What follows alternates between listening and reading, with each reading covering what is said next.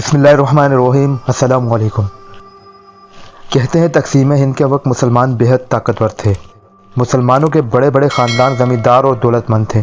ہندوستان کی حکومت نے مسلمانوں کی جڑیں کاٹنے اور ایک باقاعدہ جامع منصوبہ تیار کیا۔ خاتمہ زمینداری اس سلسلے کی ایک اہم کڑی ہے۔ زمینداری کے خاتمے کا مقصد مسلمانوں کی کمر توڑنے کے لیے ان کی معاشی حالت کو تباہ کیا جائے۔ چنانچہ مساوات اور کسان دوستی کی آڑ میں خاتمہ زمینداری کا قانون پاس کر کے مسلمانوں کی حیثیت پر سب سے پہلے کاری ضرب لگائی گئی۔ اس سے مسلمانوں کے بہت سے خاندان متاثر ہوئے۔ ہمارا خاندان بھی ان میں سے ایک تھا۔ تقسیم ہند کا اعلان ہو چکا تھا۔ بڑھتے ہوئے مالی اخراجات کے سبب والد نے مجبور ہو کر نوکری کی تلاش شروع کر دی، مگر مسلمان ہونے کے سبب والد صاحب کو ملازمت نہ ملی۔ اس وقت میری عمر 20 سال تھی۔ اعلیٰ تعلیم حاصل کرنے کا خواب میرے دل میں موجود تھا۔ خواہش یہ تھی کہ پڑھ لکھ کر ڈاکٹر بن جاؤں، مگر دل کی دل میں رہ گئی۔ ایک روز والد صاحب نہایت تھکے ہارے گھر میں داخل ہوئے۔ جی کچھ کام بنا؟ والدہ نے والد سے پوچھا۔ نہیں، وقت کی سختی بڑھتی جا رہی ہے، مگر فسادات کی آگ ٹھنڈی نہیں ہو رہی۔ ہندو ابھی تک اس بات کو کسی صورت ہضم نہیں کر پا رہے کہ ہندوستان تقسیم ہو سکتا ہے۔ والد نے تھکے ہوئے لہجے میں کہا، اس ملک میں مسلمان ہونا جرم ہے، لیکن ہمیں فخر ہے کہ ہم مسلمان ہیں۔ وقتی پریشانیاں تو آتی ہیں، لیکن ایک دن وہ بھی ختم ہو جائیں گی، والدہ نے پرعزم لہجے میں کہا۔ ان کی آنکھوں میں امید کی چمک تھی۔ نیک بخت تم ہی ہو جو مجھے سنبھالے ہوئے ہو، والد صاحب نے کہا۔ حامد جا بابا کے لیے پانی لے کر آ، امی نے مجھے دیکھ کر مسکراتے ہوئے کہا۔ میں بورچے خانے میں دوڑ گیا۔ میں مٹکے سے پانی نکال ہی رہا تھا کہ ایک دل خراش چیخ میرے کانوں میں گونجی۔ گلاس میرے ہاتھ سے چھوٹ گیا۔ چیخ یقیناً میری والدہ کی تھی۔ میں بھاگتا ہوا باہر آیا تو صحن کا منظر دیکھ کر میرا پورا وجود پتھرا گیا۔ وہ منظر اتنا ہولناک اور شدید تھا کہ میری آنکھوں میں خون اتر آیا۔ میرے والد کی لاش میری آنکھوں کے سامنے تھی۔ 8 سے 10 ہندو بلوائی میری والدہ کو اپنی بربریت کا نشانہ بنا رہے تھے۔ یہ منظر دیکھ کر میں پتھرا سا گیا۔ فاتن ایک ہندو بلوائی کی نظر مجھ پر پڑ گئی۔ وہ رہا ایک اور ملیچ، اس نے چیخ کر اپنے دوسرے ساتھیوں کو میری طرف متوجہ کیا۔ یہی وقت تھا فیصلے کا۔ میں تیزی سے صحن میں آیا اور صحن میں موجود نیم کے پیڑ پر چڑھ کر وہاں سے باہر کی طرف کود گیا۔ میں تیزی سے بھاگتا ہوا گاؤں کے کھیتوں میں گھس گیا۔ مجھے اندازہ نہ تھا کہ ہندو ہمارے گاؤں میں بھی گھس جائیں گے۔ انتقام کی آگ میں میرا رواں رواں جلس رہا تھا، لیکن دانشمندی کا تقاضا یہ تھا کہ جان بچا کر بھاگا جائے۔ اب ہندوستان میں میرے لیے کچھ نہ تھا، مگر ارض پاک میں میرے لیے سب کچھ تھا۔ چنانچہ مجھے کسی بھی طرح پاکستان پہنچنا تھا۔ میں کسی نہ کسی طرح ریلوے اسٹیشن پہنچا۔ میری قسمت اچھی تھی کہ ایک ریل گاڑی وہاں رکی ہوئی تھی، جو کہ چند منٹوں کے بعد وہاں سے روانہ ہونے والی تھی۔ میں اس ریل میں چھپ کر بیٹھ گیا۔ ریل چلنے لگی۔ تھوڑی دیر بعد اس کی رفتار تیز ہو گئی۔ اچانک ڈبے میں شور اٹھا کہ آگے ہندو بلوائی گاڑی کو روک کر ظلم کا بازار گرم کریں گے، اور یہ سنتے ہی دفعتاً میرے ذہن میں ایک خیال تیزی سے آیا۔ میں نے آگے بڑھ کر چین کھینچ دی اور پھر دروازہ کھول کر ہلکی ہوتی ہوئی چین سے نیچے کود گیا۔ میں جس جگہ گرا تھا وہ گہرا اور گھنا جنگل تھا۔ میں نے گرتے ہی تیزی سے جنگل کے اندر دوڑنا شروع کر دیا تاکہ مبادا اگر کوئی پیچھے آئے تو مجھے نہ پا سکے۔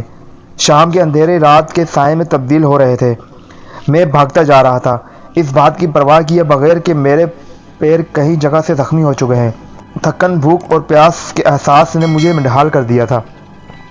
دفعتاً ایک تیز سیٹی نما آواز میرے کانوں سے ٹکرائی۔ اس آواز کو میں اچھی طرح پہچانتا تھا۔ یہ آواز سنگ پھونکنے کی آواز تھی، جیسا کہ ہندو اپنے مندر میں سنگ پھونکا کرتے تھے۔ اس اندھیرے جنگل میں سنگ کی آواز نے مجھے لرزا دیا۔ مجھے دور سے روشنی نظر آئیں۔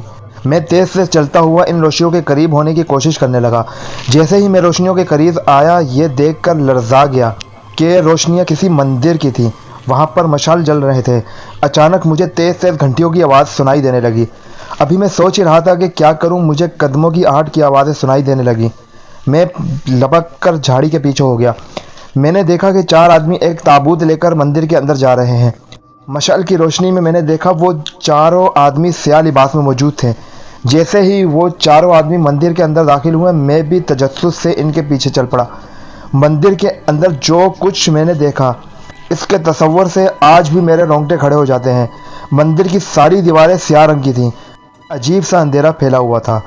پھر تھوڑی دیر کے بعد مندر کے اندر چاروں طرف روشنیاں ہو گئیں۔ وہ روشنی مشالوں کی تھی، جو کہ مندر کے چاروں کونوں میں روشن تھی۔ وہ تابوت ایک بڑے چبوترے پر رکھا تھا۔ چبوترے کے بالکل سیدھ میں ایک عجیب سا جانور بت رکھا تھا۔ ایک ننگ دھڑنگ آدمی اس بت کے سامنے سنگ بجا رہا تھا۔ وہ سرتاپا قدرتی لباس میں تھا۔ ہندوستان دنیا کا وہ واحد ملک ہے جہاں ایسے ایسے مذاہب موجود ہیں جو نہ دیکھے ہیں نہ سنے گئے۔ وہ ننگا سا سادھو سنگ بجا رہا تھا۔ تابوت کے پاس چاروں لوگ دائرے کی صورت میں سر جھکائے کھڑے تھے۔ جب سادھو سنگ بجا چکا تو آہستہ آہستہ چلتا ہوا اس بت کے نزدیک آ گیا جو کہ عجیب الخلقت تھا۔ بت کے پاس آ کر چند لمحے تک عقیدت بری نظروں سے اسے دیکھتا رہا، پھر نہایت ہی سرعت سے بت کے ہاتھ میں پکڑے خنجر سے اپنی انگلی زخمی کر لی، پھر وہی زخمی انگلی بت کے ماتھے پر لگا دی، پھر وہ تیزی سے اسی تابوت کے پاس جا پہنچا۔ میرے دیکھتے ہی دیکھتے ان چاروں نے بھی اپنے سیاہ لباس اتار پھینکے۔ اب وہ تابوت کے سامنے قدرتی لباس میں کھڑے تھے۔ ایک نے بڑھ کر تابوت کا ڈھکن اٹھا دیا، تابوت کے اندر سے ایک لاش کو باہر نکال کر فرش پر رکھ دیا۔ وہ لاش کسی عورت کی تھی۔ دوسرے لمحے میرے سامنے نہایت خوفناک اور حیرت انگیز منظر تھا۔ وہ سب لاش پر کتے کی طرح لپک پڑے، اپنے دانتوں سے اسے بھنبوڑنے لگے۔ چند ہی لمحوں میں وہ لاش خون سے لت پت نظر آنے لگی۔ حیوانیت کا اتنا بھیانک منظر تھا کہ جب تک زندہ رہوں گا کبھی نہیں بھلا پاؤں گا۔ منظر اتنا خوفناک تھا کہ میری چیخ نکل گئی۔ میری چیخ نکلتے ہی ان کا وحشیانہ فعل رک گیا۔ رگو، یہاں کوئی ہے، ایک نے دوسرے کو مخاطب کر کے کہا۔ پکڑ سالے کو ورنہ پولیس کو لے آئے گا، دوسرے نے کہا۔ اس کی بات سن کر میں چیختا ہوا باہر کی طرف بھاگا، وہ بھی میرے پیچھے پیچھے باہر کی طرف لپکے۔ اب میں نے جنگل میں مخالف سمت بھاگنا شروع کر دیا۔ بھاگتے بھاگتے میرا پیر پھسلا اور میں لڑکھڑا کر گر پڑا۔ درد کی ایک شدید ٹھیس نے مجھے ہلا کر رکھ دیا، لیکن پکڑے جانے کا خوف ہر خوف پر بھاری تھا، اس لیے میں نے درد کی پرواہ نہ کرتے ہوئے اور تیزی سے بھاگنا شروع کر دیا۔ رات کا اندھیرا گہرا ہو چکا تھا۔ جنگل بہت ہی خطرناک ہوتا ہے، طرح طرح کے جنگلی جانوروں کا خطرہ ہمیشہ درپیش ہوتا ہے۔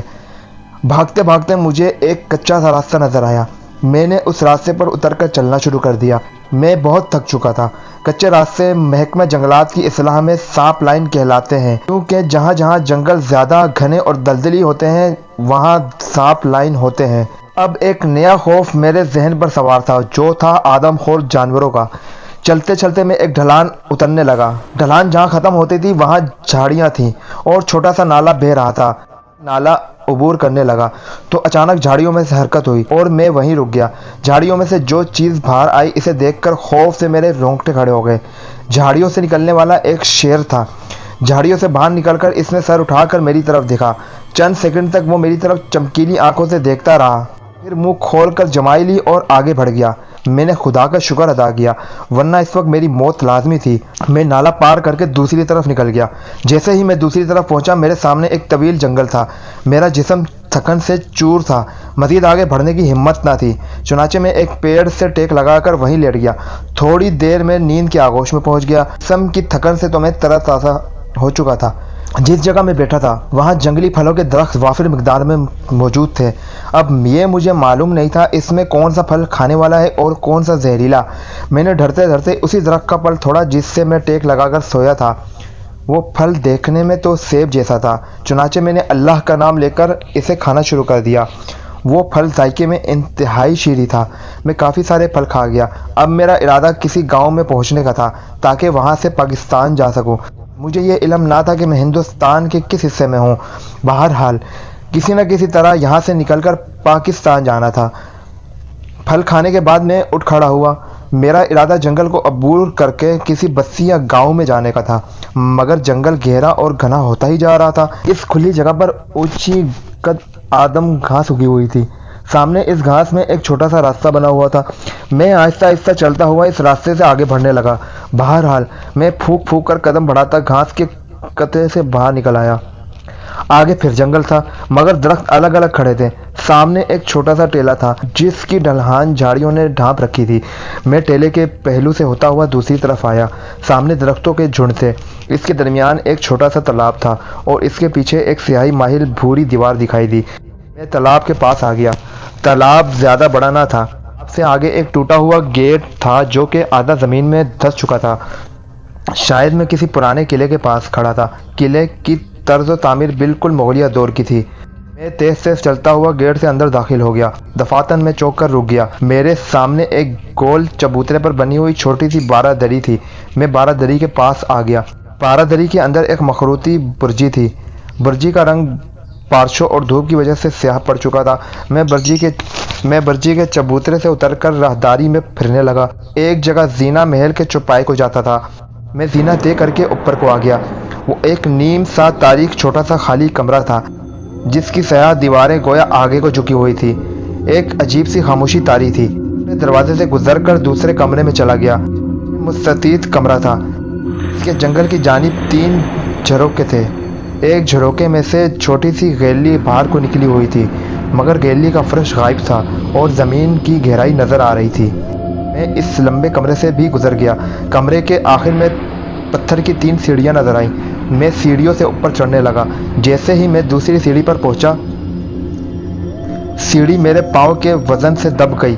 اس اچانک افتاد سے میں پریشان ہو گیا۔ میرے حلق سے چیخ نکلی اور تیزی سے پھسلتا ہوا خلاص سے نیچے گرنے لگا۔ میری آنکھوں میں اندھیرا چھانے لگا۔ تھوڑی دیر بعد میرے ہوش و حواس بحال ہوئے تو میں نے اپنے آپ کو نیم اندھیرے کمرے میں پایا۔ یہ شاید کوئی تہخانہ تھا۔ روشنی اتنی ناکافی تھی کہ میں آنکھیں پھاڑ پھاڑ کر دیکھنے لگا۔ اندھیرے کمرے میں نہایت ٹھنڈ تھی۔ کوئی شے واضح نہ تھی۔ کمرے کے صحیح خد و خال کا بھی اندازہ نہیں ہو پا رہا تھا۔ دفعتاً مجھے خوشبو کا احساس ہوا۔ خوشبو کا احساس نہایت لطیف تھا۔ نہ وہ خوشبو گلاب کی تھی، نہ ہی موتیے کی، لیکن خوشبو انتہائی معطر اور اپنے اندر ایک پراسرار سا احساس رکھتی تھی۔ اس کے ساتھ ہی مجھے کسی کے لباس کی سسرار سنائی دی۔ ایسا لگا کہ جیسے کوئی ریشمی لباس والی عورت میرے قریب سے گزری ہو اور خوشبو کا ایک بھرپور جھونکا میرے پاس چھوڑ گئی ہو۔ دفعتاً مجھے ایسا محسوس ہوا جیسے کسی نے میرے ہونٹوں پر چھوا ہو۔ میں تھر تھر کانپنے لگا کہ یا اللہ، یہ کیا ماجرا ہے۔ اچانک مجھے کسی نے زوردار دھکا دیا تو میں چیختا ہوا دیوار سے جا ٹکرایا اور وہیں چپک گیا۔ خوشبو کا لطیف احساس اب تیز ہونے لگا۔ اب مجھے ہر طرف خوشبو ہی خوشبو محسوس ہونے لگی۔ میرے ہوش و حواس تیزی سے میرے ساتھ چھوڑتے جا رہے تھے۔ اس کے بعد میں نے اپنے آپ کو خلاؤں میں تیرتا ہوا محسوس کیا، پھر ہر احساس رک گیا۔ بھائی اٹھو، اٹھ بھی جاؤ۔ کسی کے جھنجھوڑے جانے پر میں بوکھلا کر اٹھ بیٹھا۔ میں نے دیکھا کہ میں ایک پتھریلی بینچ پر موجود ہوں۔ ایک ضعیف آدمی میرے سامنے کھڑا مجھے حیران نظروں سے دیکھ رہا ہے۔ یہاں کی تو ساری دنیا ہی بدلی ہوئی تھی۔ میں کسی ریلوے اسٹیشن کے پلیٹ فارم پہ موجود تھا۔ عوام کی کافی چہل پہل پلیٹ فارم پر موجود تھی۔ میاں، سونے کے لیے گھر ہوتا ہے، ریلوے پلیٹ فارم نہیں۔ ہمیں بھی جگہ دو بیٹھنے کے لیے، کب سے کھڑے ہیں، کوئی بیٹھنے نہیں دیتا۔ معمر آدمی منہ بنا کر بولا تو میں تھوڑا سا سائیڈ میں ہو گیا۔ مجھے سمجھ میں ہی آ رہا تھا میں اس اندھیرے میں کمرے میں سے یہاں کیسے پہنچا۔ بزرگوں کا احترام سیکھو میاں، اللہ بخشے میرے والد مرحوم کو، ان کے سامنے ہم بیٹھنے کی جرات نہیں کر سکتے تھے۔ تم اب تک بیٹھے ہو؟ بڑے میاں بیٹھتے ہوئے بولے۔ میں نے بغور ان بڑے میاں کا جائزہ لیا۔ 60-65 سال کی عمر رسیدہ بزرگ تھے۔ کالی شیروانی اور سفید پاجامے میں ملبوس تھے۔ ریلوے پلیٹ فارم پر عوام کی ایک تعداد تھی۔ حیرت کی بات یہ تھی، اس پلیٹ فارم پر مجھے سارے کے سارے شلوار قمیص، کرتا پاجامہ یا ہیڈ شرٹ، لیکن ہندو لباس میں کوئی نہ تھا اور نہ کوئی پولیس والا نظر آیا۔ انکل، یہ کون سی جگہ ہے؟ میں نے بڑے میاں سے پوچھا، جو کہ مجھ سے لا تعلق ہو کر اپنا خاندان کھول رہے تھے۔ میاں، رسی جل گئی پر بل نہیں گئے۔ انگریز چلے گئے، ڈکشنری چھوڑ گئے۔ انکل سے بہتر تو یہ تھا کہ اردو میں مخاطب کر کے بولتے۔ بڑے میاں منہ بنا کر بولے۔ اتنی ٹینشن کے باوجود بھی میری ہنسی چھوٹ گئی۔ بہت زیادہ بے ادب ہو میاں، بزرگوں سے بات کا سلیقہ نہیں سیکھا کیا؟ چیخ ہو کے بولے۔ اچھا چاچا جان، مجھے معاف کر دیں، یہ بتائیں کون سی جگہ ہے؟ میں نے مسکرا کے پوچھا۔ میاں، یہ کینٹ ہے، کراچی، پاکستان۔ بڑے میاں اتنا کہہ کر منہ بنا کر اٹھ گئے۔ اتنا سننا تھا کہ میرا دل خوشی سے اچھل پڑا، لیکن بڑے میاں کی بات پر یقین کرنے کے لیے میں ریلوے اسٹیشن سے باہر آیا۔ واقعی بڑے میاں کی بات سچ تھی، یہ کراچی ہی تھا۔ کینٹ اسٹیشن کے آس پاس کا علاقہ اب تو کافی آباد ہو چکا ہے، بڑے بڑے روڈ بن چکے ہیں، لیکن 1950 میں یہ سب نہیں تھا۔ میں خوشی سے باہر نکل کر سجدہ زیر ہو گیا۔ وہ پراسرار قوت جس کی بھی تھی، لیکن اس نے مجھے ارض پاک میں پہنچا دیا تھا۔ 2 دن میں مجھے اچھی طرح اندازہ ہو گیا کہ زندگی بغیر کسی سہارے چلانا کتنا مشکل ہے۔ روشنیوں کے اس شہر میں دور دور تک اندھیرا ہی اندھیرا تھا۔ دل ہی دل میں اس اجنبی شہر میں بیگانگی کا احساس لیے نوکری کی تلاش میں مارا پھرتا رہا۔ 2 روز کے بعد میں ایک مزار کے سامنے بیٹھ گیا۔ اس مزار سے ملی ہوئی خیرات سے پیٹ کی آگ بجھائی، لیکن دل میں تھوڑی غیرت اور ضمیر باقی تھا۔ چنانچہ میں نے نوکری کی تلاش شروع کر دی، لیکن جلد ہی مجھے اندازہ ہو گیا اس شہر میں نوکری کا ملنا ریگستان میں پانی تلاش کرنے کے مترادف تھا۔ اب تو میرا یہ معمول تھا کہ دن بھر نوکری کی تلاش میں سرگردہ رہتا اور رات کے وقت اسٹیشن پر آ کر 3 درجے کے مسافر خانے میں سو جاتا، مگر ملازمت کی کوئی امید نظر نہ آتی۔ ایک روز میرے دل میں یہ بات آئی کہ مجھے خودکشی کر لینی چاہیے۔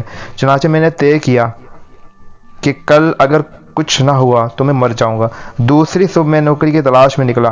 بھوک کے مارے میرا دم نکلا جا رہا تھا، کپڑے بھی میلے ہو رہے تھے۔ دفعتاً میری نظر ایک اخبار پہ پڑی جو کہ ایک صاحب پڑھ رہے تھے۔ میری نظر اس اخبار میں ضرورت والے کالم پر پڑی جس میں ایک کلرک کی ضرورت تھی۔ میں نے پتہ نوٹ کیا اور سیدھا کمپنی کے دفتر جا پہنچا۔ انٹرویو ہوا اور رحمت الہی جوش میں آ گئی اور مجھے 40 روپے مہوار پر نوکری پر رکھ لیا۔ 40 روپے اس زمانے میں کافی بڑی رقم تھی۔ مجھے ایک سینئر کلرک کے نیچے رہ کر کام کرنا تھا۔ بزرگوار نہایت ہی مہربان آدمی تھے کہ انہوں نے مجھ سے نہایت ہمدردی اور محبت کا برتاؤ کیا اور بے حد اصرار کر کے اپنے ساتھ کھانے میں شریک کر لیا۔ ملازمت کے حصول کے بعد فوری طور پر مکان کی تلاش شروع کر دی، لیکن کرائے اتنے زیادہ تھے میرے لیے نہایت مشکل ہو جاتا۔ چنانچہ مجھے کافی عرصے تک مکان نہ مل سکا۔ چنانچہ میں نے غریبوں کی آبادی میں مکان کی تلاش شروع کر دی۔ جلد مجھے قبرستان کالونی میں ایک چھوٹا سا مکان مل گیا۔ یہ محلہ قبرستان کالونی اس لیے کہلاتا تھا کہ اس محلے کے وسط میں ایک پرانا قبرستان آباد تھا۔ لوگوں کو اپنی ضروریات پوری کرنے کے لیے اس قبرستان سے گزر کر جانا پڑتا۔ وہ چھوٹا سا مکان بالکل قبرستان کے ساتھ ہی بنا ہوا تھا۔ جاہل اور توہم پرست لوگوں نے اس کے ساتھ ہی عجیب و غریب روایات جوڑ رکھی تھی کہ یہ مکان اسیب زدہ ہے۔ اسیب زدگی زیادہ پرانی نہیں تھی، صرف 1 ماہ قبل ہی اس مکان میں پراسرار واقعات رونما ہونا شروع ہو گئے تھے، جس کی بدولت یہ مکان خالی ہو گیا۔ لوگوں کا خیال تھا کہ قبرستان کی روحیں اس مکان میں بسیرا کرنا چاہتی ہیں۔ خیر، وہ مکان میں نے کرائے پر لے لیا۔ مالک مکان بھی خوش تھا۔ چلو مسئلہ تو حل ہوا۔ اس مکان میں وہ میری پہلی رات تھی۔ مکان کی کھڑکی سے قبرستان صاف دکھائی دیتا تھا۔ میرے پاس لیٹنے کے لیے چارپائی اور چادر تک نہ تھی۔ بہرحال میں اس مکان میں داخل ہوا تو مجھے ایسا لگا گلابوں کی سی خوشبو میرے ارد گرد پھیل گئی ہو۔ مجھے ایسا لگا کہ جیسے یہ خوشبو میں نے پہلے بھی سونگھی ہو۔ مجھے انتہائی عجیب سا لگا کہ یہ خوشبو کہاں سے آئی۔ میں نے کوئی خیال نہ کیا اور فرش پر ہی لیٹ گیا۔ فرش خاک کی نیند بھی بہت ہی اچھی تھی، ایسی نیند جو کہ مخملی گدوں پر نصیب نہ ہو سکتی تھی۔ صبح میں آنکھیں ملتا ہوا اٹھا، آفس جانے کی تیاری کرنے لگا۔ دفعتاً میری نظر کاغذ کے ایک پرزے پر پڑی۔ میں نے اس پرزے کو اٹھایا تو پتہ چلا کہ 10 روپے کا نوٹ ہے۔ نوٹ دیکھتے ہی مجھ پر شادی مرغ کی کیفیت طاری ہو گئی۔ 10 روپے اس زمانے میں کافی بڑے تھے۔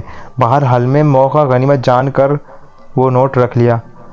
نوٹ کو بھرپور طریقے سے استعمال کرتے ہوئے میں نے تقریباً ضرورت کی چیزیں خرید لیں۔ چادر، تکیہ، مٹی، تیل کا لیمپ، پانی کا گلاس اور ایک سرہائی۔ یہ سب خریدنے کے بعد بھی روپیہ بچ گیا۔ رات کے 11 بجے تھے۔ گہری تاریکی چھائی ہوئی تھی۔ چھن چھن چھن کی آوازیں سنائی دی جیسے کوئی دوشیزہ پازیب پہن کر چل رہی ہو۔ آواز قبرستان سے آ رہی تھی۔ میں تجسس کے زیر اثر اٹھ کر اس آواز کے پیچھے چل پڑا۔ قبرستان میں گہری تاریکی اور سناٹا تھا۔ آواز اب بھی میرے کانوں میں گونج رہی تھی۔ دفعتاً مجھے اپنے پاس سے خوشبو کا جھونکا سا گزرتا ہوا محسوس ہوا۔ مجھے ایسا لگا کہ کسی نے میرے بالوں کو چھوا ہو۔ میں ڈر کر پیچھے ہٹ گیا اور ساتھ ہی میں نے کھنکتے ہوئے کہکے کی آواز سنی۔ یہ سب محسوس کر کے میں بہت ڈر گیا اور بھاگتا ہوا اپنے کمرے میں داخل ہو گیا۔ مجھے سمجھ نہیں آ رہا تھا کہ یہ کیا چکر ہے۔ کافی دیر تک جاگتے رہنے کے بعد میں سو گیا۔ صبح سویرے جب میں اٹھا تو میری حیرت کی انتہا نہ رہی۔ 10 کا ایک نیا نوٹ موجود تھا۔ یقیناً کسی شخص کی یہ حرکت تھی جو مجھے پریشان کرنا چاہتا تھا۔ میرے خیال میں میری غیر موجودگی میں کسی نے وہ نوٹ وہاں رکھ دیا ہوگا۔ میرے لیے یہ بات باعث حیرت تھی۔ ایک اجنبی شہر میں اپنے بھی بیگانے ہوتے ہیں، کون اتنی رات کو دوسرے کی مدد کرنے آئے گا؟ میں نے بہت کوشش کی اس معاملے کو سمجھنے کی، مگر میں قاصر رہا۔ شام کو دفتر سے لوٹتے وقت میں نے ضروریات زندگی کا سامان خریدا اور واپس آ گیا۔ اب تو ہر روز مجھے صبح ایک نیا 10 کا نوٹ مل جاتا۔ میں نے راتوں کو جاگ کر بھی اس راز کو معلوم کرنے کی کوشش کی، مگر میں ناکام رہا۔ چنانچہ میں نے صحیح لا حاصل چھوڑ کر اس نعمت سے فیضیاب ہونا شروع کر دیا۔ چند ہی دنوں میں میرے ٹھاٹھ ہی بدل گئے۔ دفتر والے حیران تھے کہ یہ کیا ماجرا ہے۔ واقعی مکان کے اس عذاب نے میری زندگی بدل دی تھی۔ محلے والے بھی حیران تھے کہ اس عذاب زدہ مکان میں کوئی شخص اتنی دن کیسے رہ سکتا ہے۔ اس روز کے بعد مجھے ایسا لگتا کہ کوئی غیر مرئی مخلوق میرے ساتھ ہے۔ خوشبو کا ہلکا ہلکا احساس مجھے ہر وقت معطر کیے رہتا۔ میں جہاں جہاں جاتا خوشبو ہر وقت میری ساتھ رہتی۔ نہ جانے وہ کون سی مخلوق تھی جس کا سایہ ہر وقت میرے ساتھ رہتا۔ نوٹوں کی آمد روز کی طرح جاری تھی۔ ایک رات میں پہلے کی طرح تمام چیزوں کا جائزہ لینے کے بعد بستر پر دراز ہو گیا۔ نیند کا کوسوں دور تک پتہ نہ تھا۔ چند ہی منٹ گزرے ہوں گے مجھے بستر پر دراز ہوئے دفعتاً میرے کانوں میں چھن چھن کی آواز گونجی۔ مجھے ایسا احساس ہوا کہ کسی نے اپنے ہاتھ کی چوڑیاں کھنکھنا کر متوجہ کیا ہو مجھے۔ پھر دوسرے لمحے ہی ایسا لگا کہ جیسے کسی نے میرے تکیے کو چھوا ہو۔ میں سمجھ گیا میرے اس ندیدہ ہمدرد نے نوٹ تکیے کے نیچے رکھ دیا ہے۔ زندگی میں پہلی مرتبہ کسی غیر مرئی موجود کو اتنے قریب محسوس کیا۔ درد سے جیسے میرے حلق خشک ہو گیا۔ پسینے کی ننھی ننھی بوندیں میں اپنے ماتھے پر محسوس کر رہا تھا۔ کون ہو تم؟ سامنے آؤ۔ جواب میں ایک کہکا میرے کانوں میں گونج گیا۔ اب تو کیا تھا؟ خوف سے میرے سارے مساموں سے پسینہ چھوٹ پڑا۔ میں حامد علی خان یہ اعتراف کرتا ہوں کہ میں اس وقت بہت زیادہ ڈر گیا تھا۔ مجھے معاف کر دو، میں کل سے یہاں سے چلا جاؤں گا، میں نے کہا۔ میں نے اتنا ہی کہا تھا کہ لمحے کے ہزارویں حصے میں کمرے میں سفید رنگ کا ہلکا سا دھواں پھیل گیا۔ اسی لمحے میں مجھے ایک سفید پیکر کی جھلک دکھائی دی۔ وہ سفید پیکر روشنی کے ذرات میں دھندلا رہا تھا۔ روشنی کے سنہری ذرات مجسم ہوتے رہے۔ پھر میں نے ایک انتہائی حسین و جمیل دوشیزہ کو دیکھا۔ وہ انتہائی خوبصورت تھی۔ اس کی آنکھوں میں بلا کی چمک تھی، چہرے پر بے پناہ رونق تھی۔ میں شاعر تو نہیں، نہ مجھے شاعری آتی ہے، مگر مجھے ایسا لگا جیسے سنہری اور کانسی رنگت نے مل کر دوشیزہ کا روپ لے لیا ہو۔ یوں لگ رہا تھا جیسے کہ چودھویں کا چاند اس کے چہرے پر چمک رہا ہو۔ اس کا جسم انتہائی خوبصورت اور لوچدار تھا۔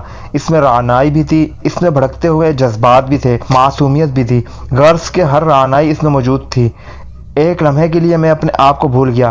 ڈر خوف میرے دل سے نکل گیا۔ اس کے جسم سے پھوٹتی سوندھی سوندھی خوشبو میرے وجود کو معطر کیے جا رہی تھی۔ وہ شوق نگاہوں سے مجھے گھورے جا رہی تھی۔ ماشاءاللہ، میرے منہ سے از خود نکل گیا۔ اس نے شرما کے سر جھکا لیا۔ کون ہو تم؟ میں قلعے کی آتما ہوں، میرا نام اوشا ہے۔ وہ مسکرا کر بولی۔ قلعے کی آتما؟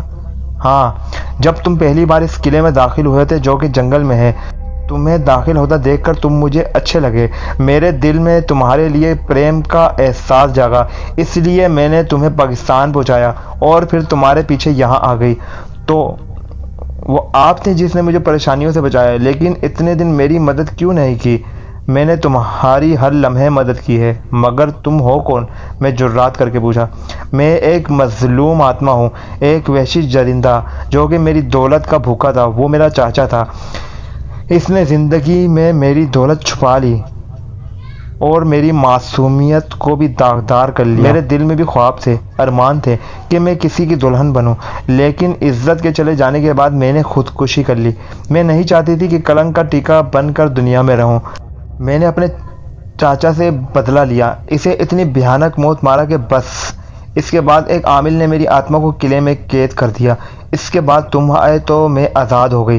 اس کے لہجے میں بلا کا سوز تھا، اس قدر درد تھا کہ پتھر کا دل بھی پگھل جائے۔ مگر آپ مجھ سے کیا چاہتی ہیں؟ میں نے پوچھا۔ میں آپ کی سیوا کرنا چاہتی ہوں اور پریم پر میرا ادھیکار ہے۔ میں آپ سے اس قدر پریم کروں گی کہ سارے دکھ ختم ہو جائیں گے۔ دکھوں کا سن کر میری آنکھوں میں آنسو تیرنے لگے۔ میرے دکھ تو میری موت کے ساتھ ختم ہوں گے۔ جن لوگوں نے میرے ماں باپ کو مارا، میری ماں کو بے عزت کیا، وہ اب بھی زندہ ہے اور میں بدلہ نہیں لے سکتا۔ میری بات سن کر اس کی غزالی آنکھوں میں غیظ و غضب ناچنے لگا۔ تمہارے ماں باپ کے قاتل وہ اپنے انجام کو پہنچ چکے ہیں۔ میں نے ان کو چن چن کر مارا ہے۔ میں نے کہا تھا نا کہ میں نے ہر لمحے تمہاری مدد کی، میں یہی کام کر رہی تھی۔ اس کی یہ بات سن کر میں نے اپنے دل میں سکون سا اترتا محسوس کیا۔ چنانچہ میں بستر پر دراز ہو گیا تو اسی لمحے نرم و نازک انگلیاں میں نے اپنے بالوں میں گھومتی محسوس کی۔ نہ جانے کب تک وہ میرا سر سہلاتی رہی، دباتی رہی۔ اس کے بعد مجھے نیند آ گئی۔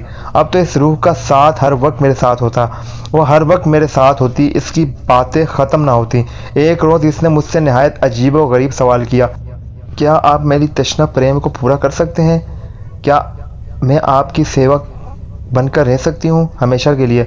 ایسا تو نہیں ہو سکتا، تم روح ہو اور میں انسان، ہمارا میل نہیں ہو سکتا۔ میں نے کہا ہو سکتا ہے، لیکن وعدہ کرو جو میں کہوں گی اسے پورا کرو گے، کیونکہ میں تمہیں اپنا سب کچھ مان چکی ہوں۔ میں وعدہ کرتا ہوں۔ میں نے شدت جذبات سے مغلوب ہو کر اس کے ہاتھ کو دباتے ہوئے کہا۔ میری بات سن کے وہ مسکرائی اور بولی، اگر تم نے وعدہ توڑا تو میں واپس چلی جاؤں گی ہمیشہ کے لیے۔ میں وعدہ کرتا ہوں، محبت کی منزلوں کو پا کر رہوں گا۔ میں جذباتی ہو کر کہا، تو تمہیں مرنا ہوگا تاکہ تم بھی میری طرح ہو جاؤ، وہ عجیب لہجے میں بولی۔ اور اس کی بات سن کر میں سناٹے میں رہ گیا۔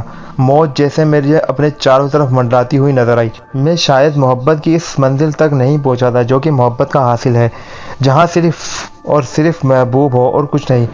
عشق اور محبت کی منزلیں اور قسمیں میں اپنی جگہ سہم کر رہ گیا۔ مجھے خاموش دیکھ کر مسکرائی۔ وہ مسکراہٹ انتہائی پھیکی تھی۔ کیا ہوا؟ جواب دو۔ تم ایک روح ہو اور میں زندہ انسان۔ میری محبت اتنی کامل نہیں کہ میں تمہارے لیے مر سکوں۔ میں نے سر جھکائے دھیرے سے کہا۔ میری بات سن کر اس کے چہرے پر ایک رنگ سا آ کر گزر گیا۔ دوسرے لمحے وہ کہہ لگا کر ہنس پڑی۔ کافی دیر تک ہذیانی انداز میں ہنستی رہی۔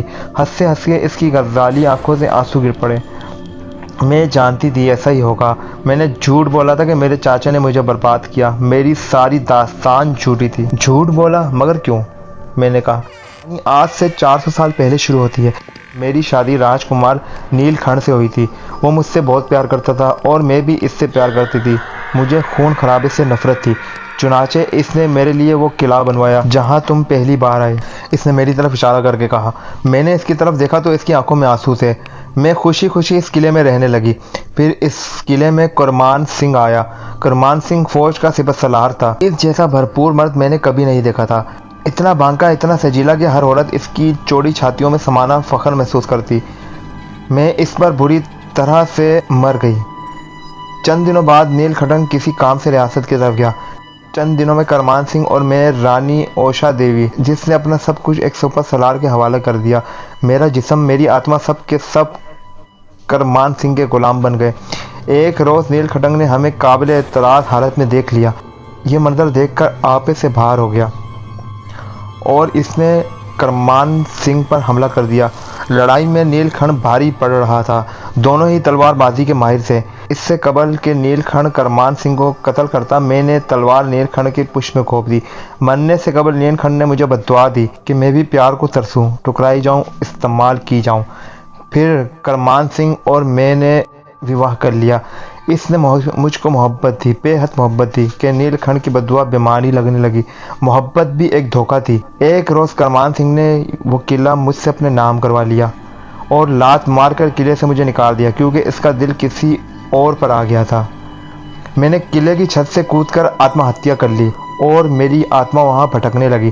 رفتہ رفتہ لوگ ڈر کر قلعہ چھوڑ کر بھاگنے لگے اور کرمان سنگھ ایک لڑائی میں مارا گیا۔ نیل کھنڈ کی بددعا کام آئی اور میں محبت کو ترسنے لگی۔ لوگ مجھ سے ڈرنے لگے، بھاگنے لگے۔ قلعہ ویران ہو گیا۔ قلعے میں ہر جگہ نیل کھنڈ ہنستا ہوا محسوس ہوتا، جیسے وہ کہہ رہا ہو کہ دیکھو اوشا، محبت کے بدلے محبت ملتی ہے اور دھتکار کے بدلے دھتکار۔ تم نے مجھے ٹھکرا کر ذلت کا راستہ چنا اور ذلت اور رسوائی کی موت تمہیں ملی۔ میں ہر وقت روتی رہتی۔ ندامت اور بے چینی نے مجھے کہیں کا نہ رکھا تھا۔ کوئی 300 سال بعد اس قلعے میں ایک عامل سادھو آیا۔ اس کا نام بھیرو تھا۔ بھیرو بہت خطرناک انسان تھا۔ طاقت حاصل کرنے کے لیے وہ کچھ بھی کر سکتا تھا۔ چنانچہ اس نے میری آتما کو قابو کر لیا اور اپنی شیطانی قوتوں کی تکمیل کرنے لگا۔ مجھے قابو کرنے کی وجہ اور بھی تھی۔ اس نے اپنے استاد کی بیٹی کے ساتھ منہ کالا کیا اور اسے مار دیا۔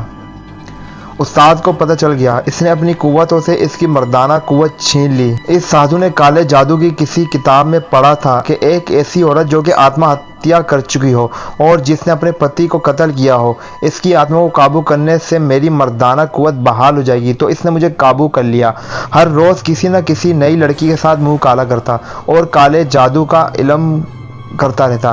جب وہ مرنے لگا تو اس نے مجھے کہا کہ مرنے کے بعد وہ بدروح بن کر اس کی روح کو نہیں چھوڑے گا، لیکن ایک ایسا نوجوان آئے گا جو کہ میرے پتی کا ہم شکل ہوگا۔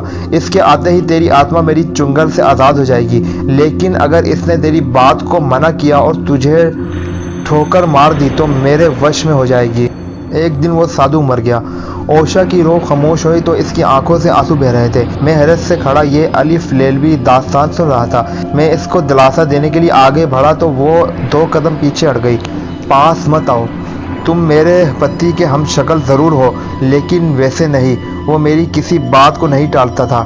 میں نے اسے دھوکہ دیا۔ میرے پتی کی بددعا پوری ضرور ہوگی۔ تم نے مجھے ٹھکرا دیا، انکار کر دیا۔ میں جا رہی ہوں اس سادھو کی سیوک بننے۔ میرے قریب مت آؤ، میرے گرد آگ کا چکر ہے۔ اتنا کہہ کر وہ رونے لگی۔ اچانک میں نے دیکھا کہ نہ جانے کہاں سے ایک آگ کے شعلے نے اسے اپنی لپیٹ میں لے لیا۔ کچھ لمحوں بعد وہاں نہ شعلہ تھا نہ ہی اوشا۔ اوشا چلی گئی، اپنے ساتھ 10 کا نوٹ بھی لے گئی۔ میری زندگی کی وہ عیاشی جو اس نوٹ کے سبب تھی وہ بھی ختم ہو گئی۔ وہ تو گئی لیکن دل میں ایک کسک چھوڑ گئی، ایک ایسی کسک جس کا کوئی نام نہ تھا۔ چند دنوں بعد مجھے احساس ہونے لگا کہ میری زندگی کا مقصد وہ نوٹ نہیں، اوشا کی محبت تھی۔ اس کی کمی مجھے محسوس ہونے لگی۔ میں پاگلوں کی طرح اوشا اوشا کرنے لگا۔ آفس میں بھی کام سے میرا جی اوچاٹ ہونے لگا۔ بالآخر مجھے کام سے جواب مل گیا، لیکن مجھے اس کی پرواہ نہ تھی۔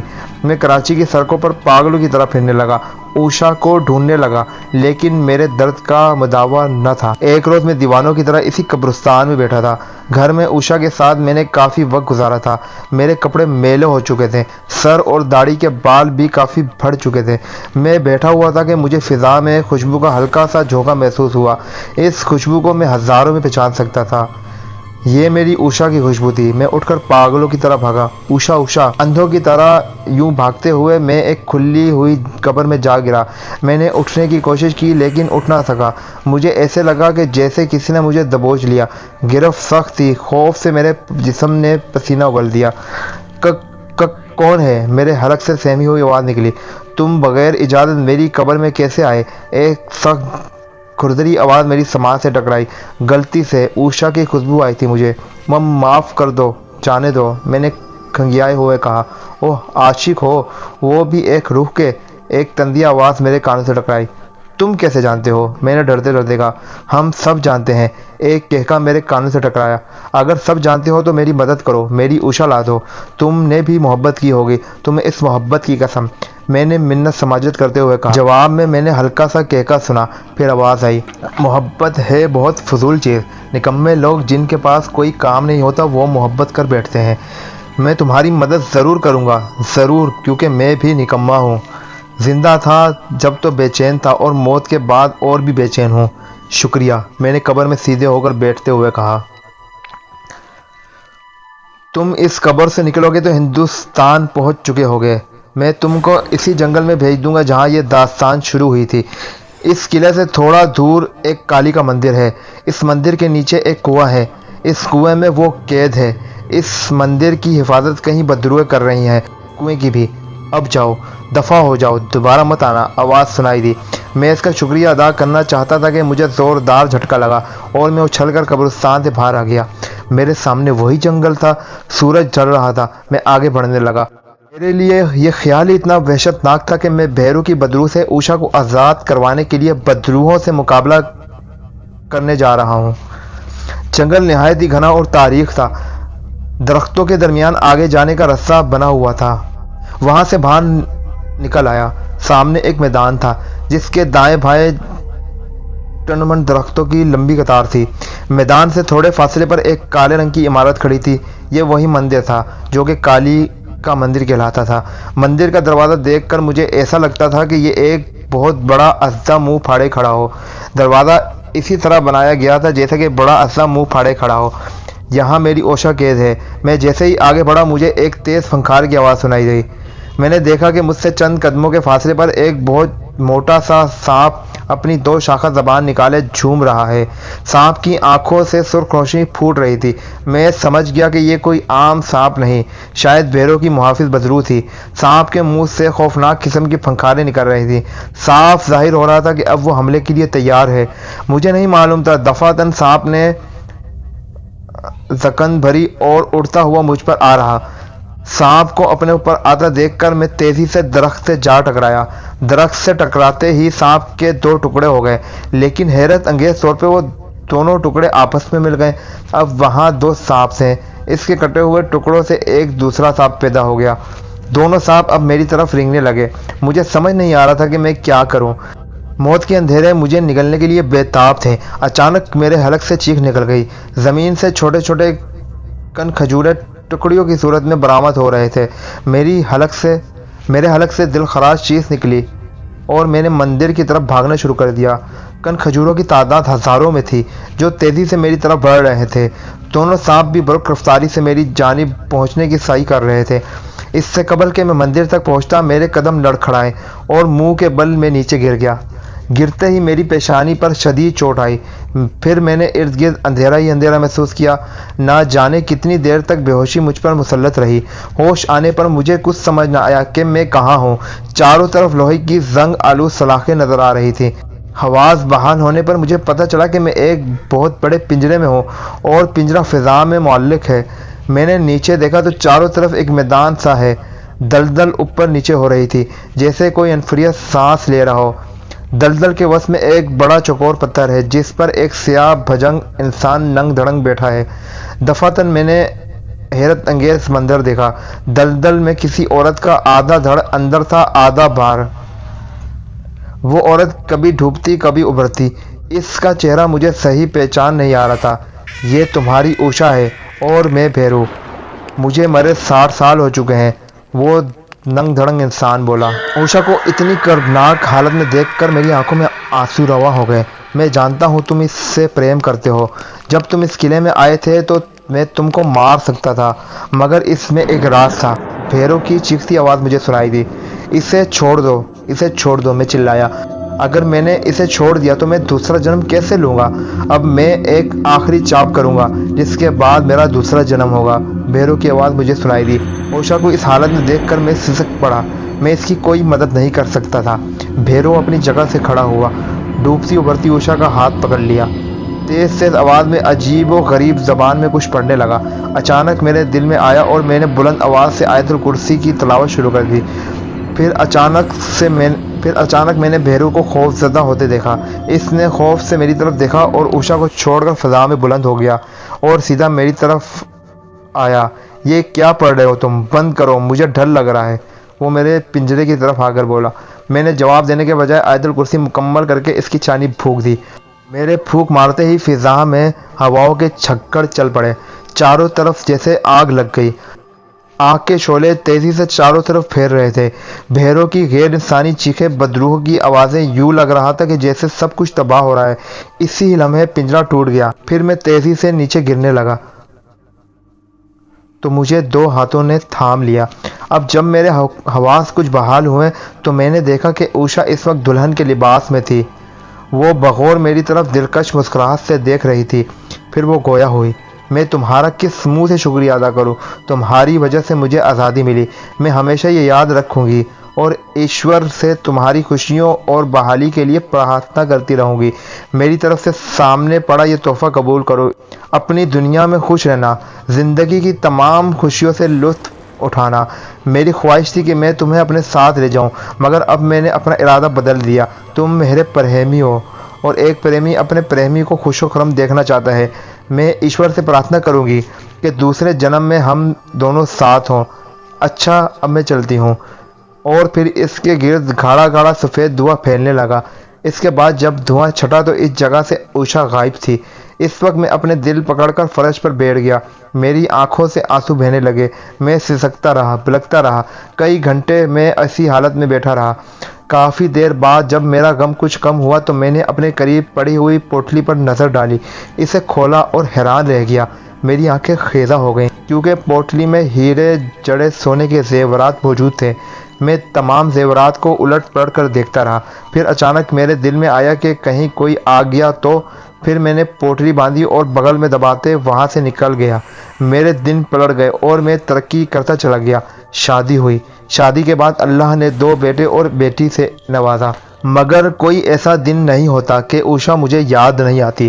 جب اس کی یاد آتی ہے تو میں اس کی یادوں میں کھو جاتا ہوں اور اس کے لیے دعا دل سے نکلتی ہے۔